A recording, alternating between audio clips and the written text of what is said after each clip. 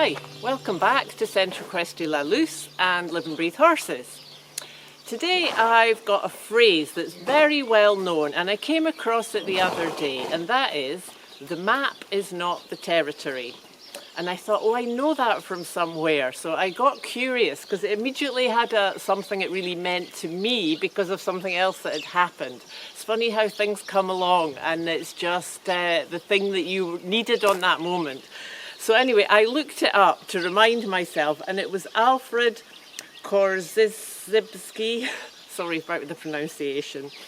And what it said there was, the meaning, whether this is the official meaning or someone's opinion, I'm not sure, but this is what I found in Mr. Google.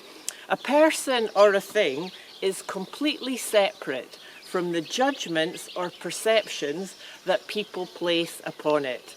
And I love that because that goes back to something we've talked about before, which is labelling. About assuming something is some way, or treating a horse, especially as we're talking about horses here.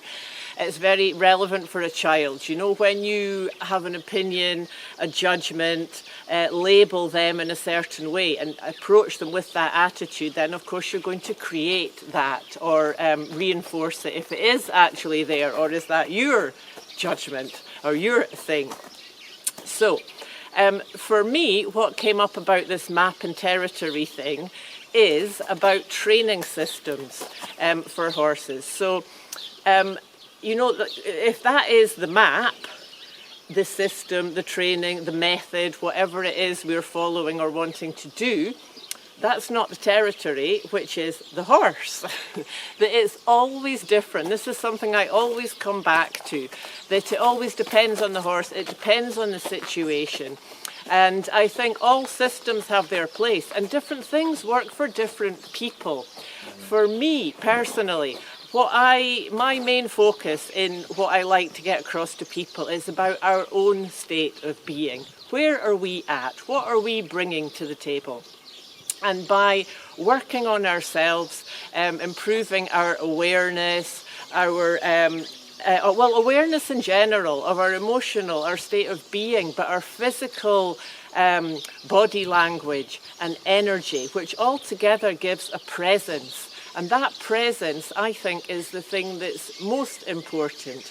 So by going into that and learning more about that, we can take that enhanced awareness of our presence into our horse work, whatever that may be, whether you're a dressage rider or a show jumper or you're doing liberty work, whatever it is, I know from experience that it's very, very helpful, this work on ourselves.